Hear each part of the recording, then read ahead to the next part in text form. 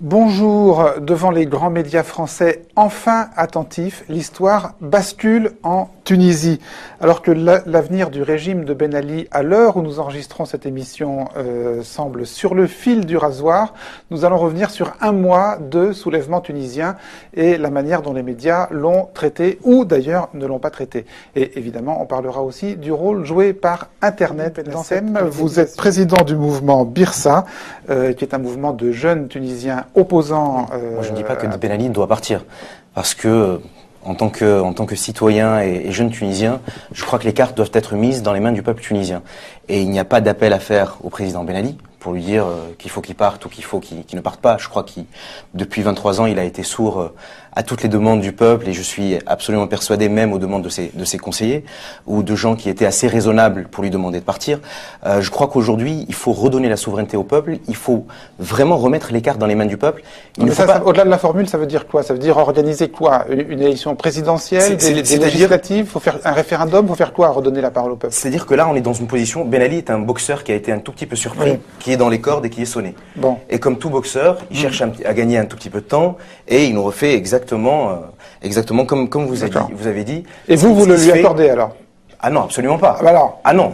Nous, on n'appelle pas Ben Ali à partir, oui, on appelle le peuple, et dont je fais partie, à chasser le président Ben Ali. Ah, c'est vraiment très différent. D'accord, c'est absolument différent. Non, c'est plus clair comme ça. Oui, non, je vous avais mal compris au début. Voilà, c'est-à-dire que il n'y a rien à demander à un tyran. Il faut demander à un peuple. Quand vous me dites qu'est-ce qu'il faut faire maintenant, je pense qu'il faut parler, si vous voulez, de façon à faire un vrai contrat social. Si vous me permettez, oui, d'un trait, mais c'est vraiment important, c'est que quand Bourguiba est venu en 56, il a fait un contrat social tout seul avec le peuple. C'est-à-dire qu'il a décidé, il a dit je décide tout ça pour les Tunisiens. C'était des mesures progressistes, certes, mais qui n'ont jamais été prises dans la concertation. Ben Ali a fait la même chose avec des leaders de l'opposition ou des gens qui se sont considérés comme étant des leaders de l'opposition. C'est vrai que j'ai entendu que certains partis d'opposition avaient rencontré Ben Ali ou iront le voir. Alors, je pense qu'on peut le mettre au conditionnel, mais en tout cas, si c'est le cas, moi, je peux m'étonner que les mêmes personnes qui sont parties signer un pacte national avec Ben Ali en 88 reviennent aujourd'hui. Le régime, si vous me permettez de continuer, a censuré, n'a pas hésité à censurer des pages. C'est-à-dire que moi, ma page Facebook est censurée en Tunisie, et dès que vous êtes contre le régime, votre page est censurée. Là où il est très difficile de contrer Facebook. Et c'est pour ça que Facebook a été une révolution en Tunisie. C'est que ma page peut être censurée en Tunisie. Si j'ai un ami expatrié qui peut avoir accès à mon profil et qui voit une vidéo qui est intéressante, il peut la partager, il peut la mettre sur son profil à lui qui n'est pas censuré. Et du coup, des gens de Tunis peuvent voir la vidéo et la partager eux-mêmes. C'est-à-dire, excusez-moi, ce qui était censuré, c'était la consultation de certains comptes Facebook bien choisis en Tunisie, mais en revanche, le compte lui-même n'était pas censuré et vous pouviez continuer à alimenter votre... Le compte est censuré et non piraté, c'est-à-dire qu'il est, comme vous dites, non consultable à partir de la Tunisie. Mais vous pouviez y mettre tout ce que vous vouliez. Absolument. À destination parce que, vous savez, on a eu tendance, nous, Tunisiens, je vais vous donner le point de vue tunisien, à beaucoup attendre de la presse française. C'est-à-dire que quand on parle entre amis en Tunisie, alors est-ce que Le Monde a fait quelque chose sur ce qui se passe en Tunisie? Est-ce que Libé a fait quelque chose? Est-ce qu'on en a parlé à la télé? Et il y avait ce sentiment, un genre de fatalisme qui voulait dire qu'on peut nous rien faire sur place et que les médias français et étrangers, et surtout français, se chargeront de communiquer sur ce qui se passe chez nous. Et là où moi je vois une vraie révolution, plus qu'une révolution médiatique, mais une révolution journalistique et démocratique, c'est que les gens ont pris leur smartphone, ont pris leur portable et ont commencé à faire du journalisme citoyen. D'abord parce que les journalistes tunisiens ont essayé de faire leur travail, mais vous connaissez les conditions dans lesquelles ils essayent d'exercer leur profession, mais chaque citoyen est devenu en Tunisie un journaliste et un relais à la fois pour les journalistes tunisiens et à la fois pour les journalistes français. Donc, quelque part, merci les médias français pour ce retard à l'allumage, quoi. Presque merci, et vous voyez que les premières images qui sont arrivées sont des images qui ont été prises par des citoyens tunisiens. Et en cela, c'est une révolution participative. Si les envoyés spéciaux soient sur place, il n'y avait que des images, effectivement, amateurs. Il faut pas se leurrer, c'est une vraie révolte du peuple. C'est une vraie révolte du peuple.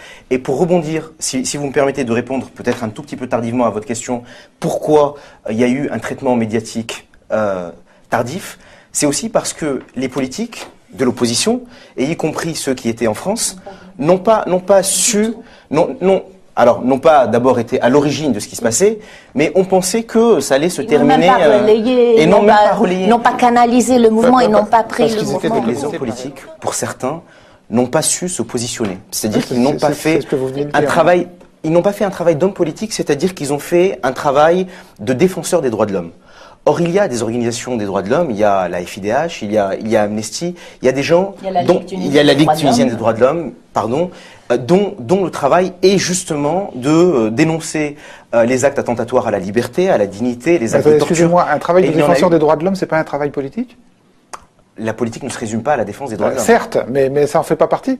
Ça en fait partie, mais ça n'est pas que ça. Qu'est-ce qui a manqué alors ? Quand vous faites de la politique, quand vous faites de la politique, il a manqué un leadership. Un leadership vous intéresse sur sur la position des autorités françaises. Vous savez, j'aime bien le rappeler, on a eu notre indépendance un 20 mars 1956. Et depuis cette date-là, on est un État, en principe, souverain. Et quand j'entends des amis français ou tunisiens me dire « mais est-ce que tu n'es pas choqué par le silence des autorités françaises ?» Je dis non, puisque en quelle qualité les autorités françaises se prononceraient sur la Tunisie ? Moi, j'y crois à notre révolution citoyenne, sincèrement et profondément. Au titre de la communauté internationale et au titre des conventions signées par la Tunisie. Non,